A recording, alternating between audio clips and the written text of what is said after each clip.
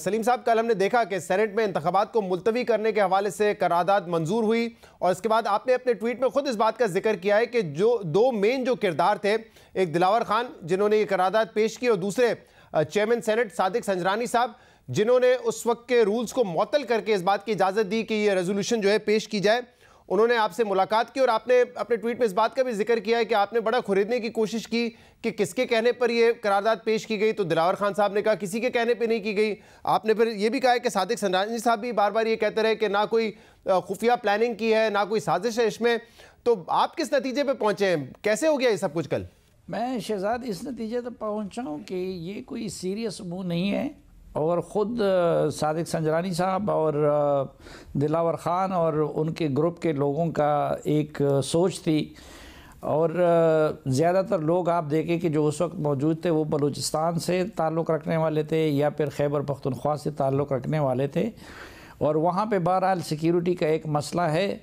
और ये लोग नहीं चाहते कि इन हालात में इलेक्शन हो।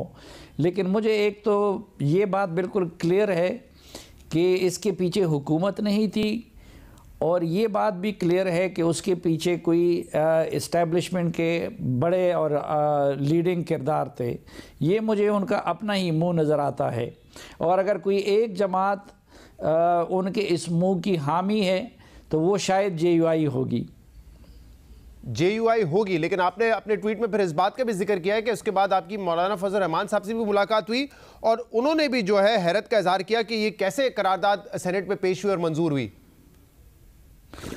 देखिए, बिल्कुल मौलाना फजल रहमान साहब उससे लाइलम थे या कम से कम मुझे उन्होंने ये बताया कि मुझे इसका कोई इल्म नहीं है। लेकिन एक तो दिलावर खान साहब के पस मंज़र को ज़रा ज़हन में रखना चाहिए। दिलावर खान साहब अमलन JUI को ज्वाइन कर चुके हैं, लेकिन चूंकि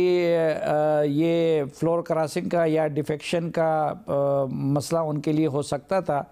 इसलिए दिलावर खान साहब ने ख़ुद JUI को ज्वाइन नहीं किया, लेकिन उनके बेटे ने बाकायदा JUI में शमूलियत का ऐलान किया है और अमलन दिलावर खान साहब भी JUI का हिस्सा बने हैं और जब उनकी सेनेटरशिप ख़त्म होगी तो वो भी बाकायदा JUI का हिस्सा बन जाएंगे। तो एक तो इस पस मंज़र को ज़हन में रखना चाहिए। दूसरी तरफ आज मौलाना फजल रहमान साहब का मैंने इंटरव्यू अभी थोड़ी देर पहले रिकॉर्ड किया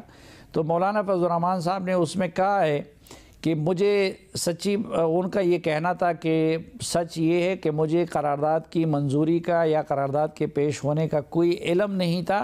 लेकिन मौलाना फजल रहमान साहब ने उस इंटरव्यू में उस करारदाद की हिमायत भी कर दी और उन्होंने कहा कि ये जो करारदाद उन्होंने मंजूर की है ये JUI की सोच की अक्कास है। जी, क्योंकि जो उसका मतन था करारदाद का वो ऑलमोस्ट वही है जो बातें फजल रहमान साहब पहले करते रहे।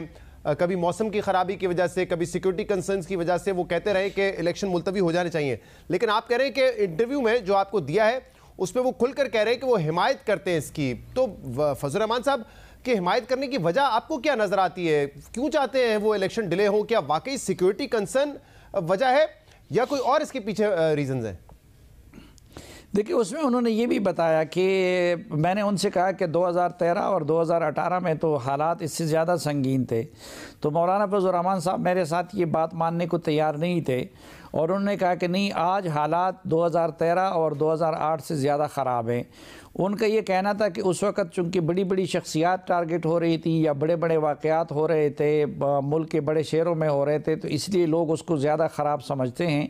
लेकिन उनका कहना ये था, मौलाना फजल रहमान साहब का ये दावा था कि इस वक्त खैबर पख्तूनख्वा और बलूचिस्तान में अमलन रोज़ाना जितनी कार्रवाइयाँ हो रही हैं तो वो माजी में कभी भी उतनी नहीं हुई थी। दूसरा उनका ये कहना था कि उन हालात में भी हम जलसा कर सकते थे और जुलूस निकाल सकते थे, लेकिन मौलाना साहब का ये कहना था कि मौजूदा हालात में मैं जलसे नहीं कर सकता। इसलिए वो ये कह रहे थे कि जब तक हालात इस काबिल ना बनाया जाए कि जिसमें हम जलसा जुलूस कर सकें तो मैं इलेक्शन के हक़ में नहीं हूँ। लेकिन फिर जब मैं उनको कुरेदता रहा कि अच्छा आप कितनी मुद्दत के लिए ताख़ीर चाहते हैं, तो वो मुद्दत भी वो नहीं बता रहे हैं कि वो महीने के लिए चाहते हैं या 2 महीने के लिए चाहते हैं या साल के लिए चाहते हैं।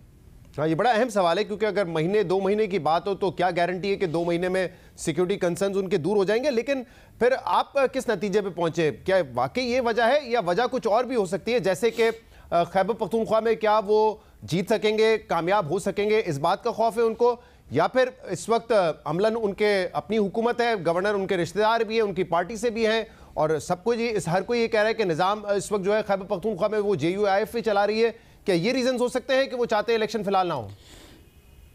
शहजाद, मैं फिर ये कहूँगा कि एक तो ये कि ये जो कल सेनेट की करारदाद जो पास हुई है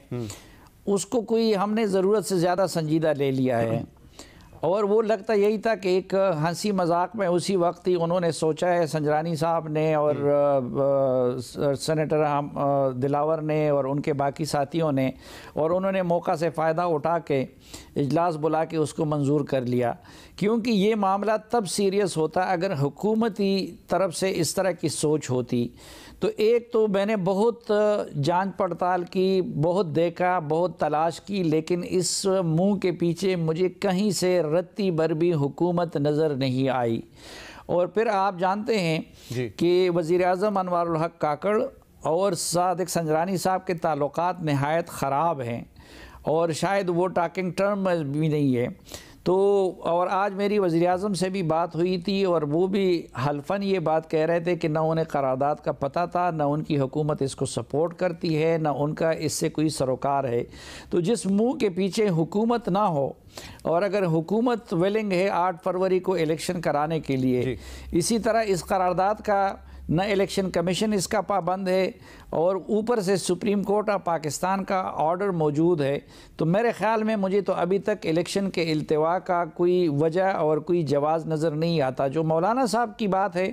तो मौलाना साहब की एक तो यकीनन सिक्योरिटी कंसर्न बिल्कुल जेन्युइन भी है, और थ्रेट अलर्ट्स उनको आते रहते हैं, और